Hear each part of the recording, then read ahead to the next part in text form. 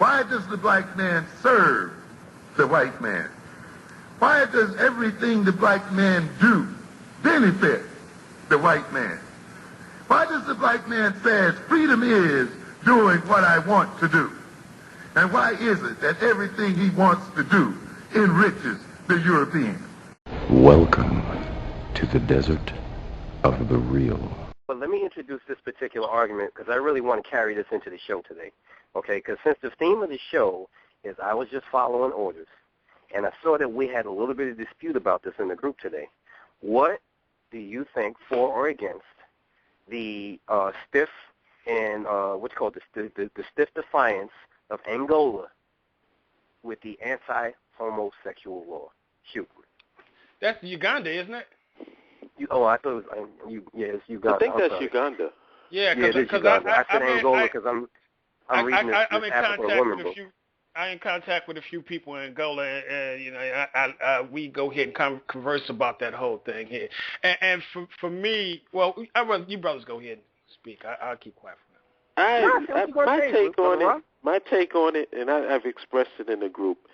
I'm pragmatic, man. And the one thing that I see now, first of all, I want to say this, as if I even need to say it. I totally get what the problem is when it comes to that. I get it. Right. It disturbs our freaking sensibilities. It disturbs my sensibilities. You know what I'm saying? But then you got a demographic of people that are in large numbers that's practicing and doing this shit. So what do you do with them? And that's the thing that nobody seems to give me an answer to. All right, if you're saying that it's a criminal activity, then you got about 1 to 2 million people that you got to put in jail. If you're saying that it's a mental health issue, then you got 1 to 2 million people that you got to put into mental health institutions. Or you got 1 to 2 million people that you're just going to ethnically cleanse, just kill them. Mm-hmm. So what are you going to do? And I don't see I see too much analysis about the actual act itself, which I could give a damn about. I don't care about. That's outside of my realm of my understanding. I don't want to know about it. You know what I'm saying? But my thing is, what are you going to do with these people whose behavior that you dislike and that disturb your sensibility so much? What are your intentions to do with that demographic of people? And I get no answers from anybody. And I think that's something we need to talk about. Yeah, but here's my take on that. I understand what he's saying, which I think that, hey, look, I think the punishment's a lot harsh. I mean, and what you're going to do with them, that's cool. We need to go ahead and do something, go ahead and I think you should go ahead and be dealing with the youth and try to figure out a way so people don't get into that mindset.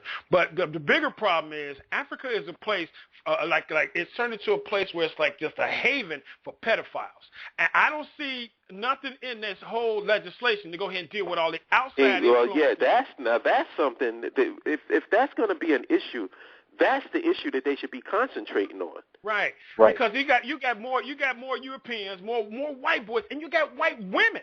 You got white women coming over and want to go ahead and get them a little boy, a little girl. But you got a lot of white men coming over to Africa because, like I said, I a lot of text messages. Actually, it's individuals on the continent I talk to, and Uganda is a place where I know a few people, and they are talking about it. But you got a lot of white men coming in looking for as young as they can, even infants, to go ahead and have sex with young people and willing to pay. They go out to the outskirts where the poorest of the poor is, and they trying to go ahead and into a few-month-old baby. Can I ask you all a question? Can I ask you a question, Chef? Yeah. Are there any laws on the books against pedophilia?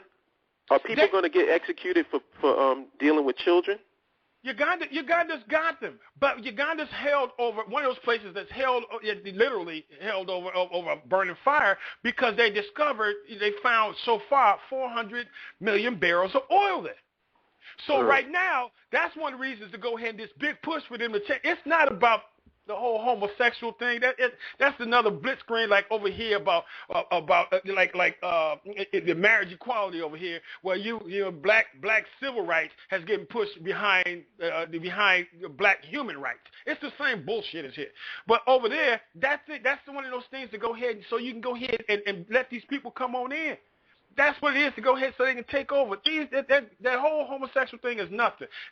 the crazier part about it, it's like I said, the stuff, the laws are on the books, but they have not been enforcing it, because you still, to this day, got these men that are 60, 70, 80 years old, marrying these 12, not just married, going ahead and having sex with these 10, 11, 8, 9-year-old sisters over there in Uganda. Wow. So they got laws on the books, but they don't enforce the laws of pedophilia. How can they really enforce them when it's all this it's money hanging over their head right now? And what's going on right now is because the companies are putting the pressures on them. I wouldn't go ahead and put it past these people to go ahead and start killing some of the Uganda leadership here in coming up here soon, because they're the ones standing in place, because that thing about the homosexual thing is going ahead and blocking a whole lot of other shit. Well, I can say from my perspective, honestly, when I saw that, I was like, oh, word.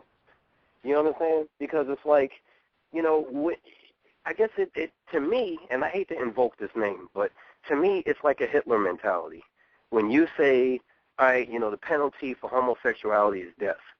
All right? So now what does that mean? That means that if you're a homosexual, we got to round all y'all up and we got to kill y'all. Then we really solved the problem. So what's next?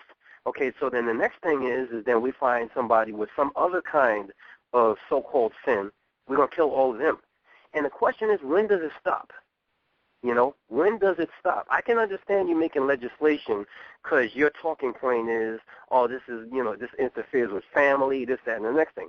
And by no means am I saying I'm pro-homosexuality. But what I am saying is that when you start making laws, and that's the thing that you focus on, and you're going to kill people for it, you know what I'm saying? To me, it's like, when do you stop? I don't know. To me, it seems like if I got roaches in my house, I'm not going to bomb my house with a nuclear weapon to get rid of them. It just seems like it's just so much being concentrated, so much energy on such a small demographic of our population. Like, I've heard people say to me, I want to form a nation of heterosexual black people. I'm like, well, good luck. First of all, you already ahead of the game, because 95.4% of us are heterosexual. Right. That was something else, brother. That was something else. I saw that recently. It was like some kind of statistic. It was statistics on the head. Look, it's like pretty much 90% of America is a heterosexual. So who's pushing a homosexual agenda? Yeah, it's a loud minority of people. And first of all, and the reason why they're even giving so much energy the way that they are now is because you got people who have dedicated their lives to fighting against that shit. And my thing is, that's not even in my cipher. There's so many things going on in the world that people are doing that I'm not down with. Right. I ain't going to no damn campaign about it.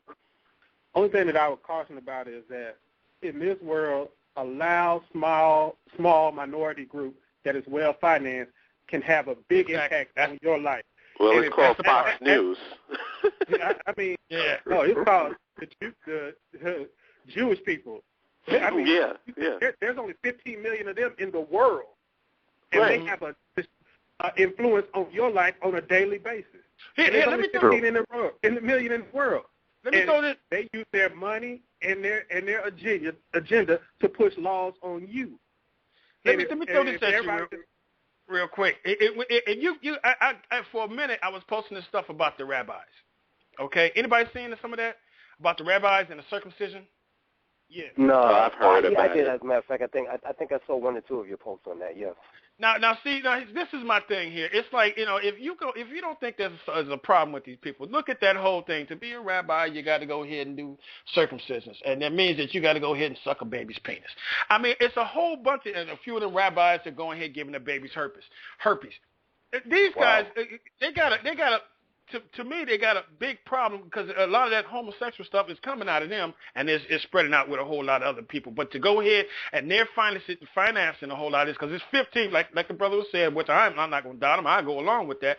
15 million of them, and a large portion of them are in different industries, and they're at the top.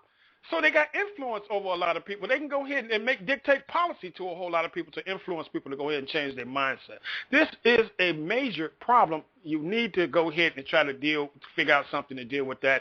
And like I keep saying, we need to go ahead and keep with these shows, go ahead and keep the message out and keep on putting that message out, because if we don't, they're going to go ahead and shut us out. One thing. They need to go hard body on, if we're going to go hard body on any type of legislation, it's got to be to protect children. If two grown motherfuckers want to do what they want to do, I can give a damn. But when it comes to kids and children, people should be going to campaign for that. And to answer your question, to get back to the question you initially posed, there's never, ever going to be a 100% success ratio with nothing. Right. Nothing. So my thing is, if you rocking at 95.4%, you're doing pretty damn good. And so I don't see this whole homosexual thing as some big outbreak like, with Dustin Hoffman or whatever. I don't see it. I just don't see it, man. What I do see is at the West, definitely that's the shit that they on right now. You know what I'm saying? So they really feel like the liberals here in America is really feeling themselves on this whole homosexual thing. So I think it's getting a lot of press, it's getting a lot of bite because of the propaganda machine. But when you look at the numbers, this is a small, minuscule demographic in our community, especially. But like I said, the ones that are out here are the ones that you like look at MSNBC. The biggest ones pushing it. They got a lot of homosexuals on their staff and are in executive positions. Right. And a lot of the commentators, the people who putting out the so-called news are homosexual. I agree. So that's where that's really much coming from. If you look at the music industry also, a lot of them are homosexual. The movie industry, a lot of them at the top are homosexual. So that's where a lot of this is coming from. You got them in other industries and other areas, but a lot of this is coming from them. I mean, I feel like, hey, look, okay, well, if you don't go ahead and let you go ahead and marry each other, what you going to do? Stop making movies? But my main issue is, it exists, whether we like it or not, what are we going to do about it? Woke up. And that's the thing that the discussion needs to go there, because I'm telling you what I'm not down with. I'm not down with killing people and ethnic cleansing. I'm not down with that. That's savage. Me too. So we got to be a little bit more civilized in the way that we deal with things.